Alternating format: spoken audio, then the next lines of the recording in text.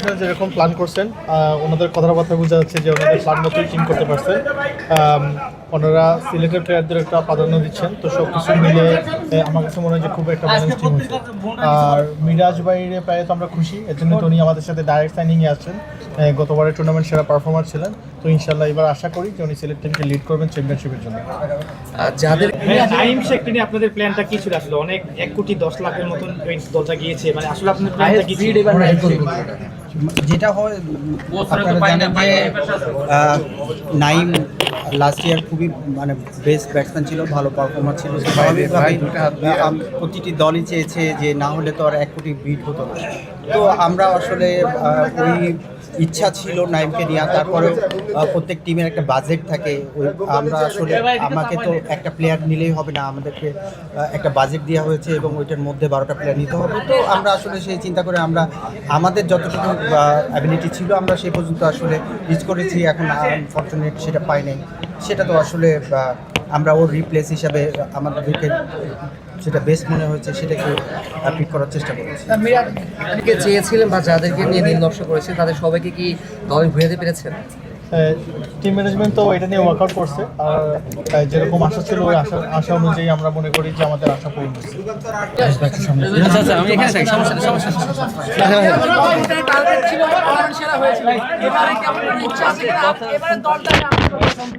দল নিয়ে কতটা সন্তুষ্ট?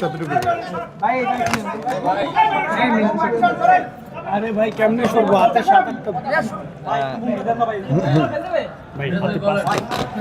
এবার আমি নতুন দলে খেলছি সিলেট টাইটান্সে, এবং এটা আমি অবশ্যই অনেক এক্সাইটেড, এবং তারা আমাকে ডিরেক্ট সাইনিং করেছে এবং তাদেরকে অনেক ধন্যবাদ দিতে চাই। আর যেহেতু সিলেট চ্যাম্পিয়ন হয়নি, আমাদের চেষ্টা থাকবে যেন আমরা যেন সিলেটবাসীকে এবার কাপ উপহার দিতে পারি, কারণ এর আগে একবার ফাইনাল খেলেছিলেন বাট চ্যাম্পিয়ন হতে পারিনি, আনফর্চুনেট।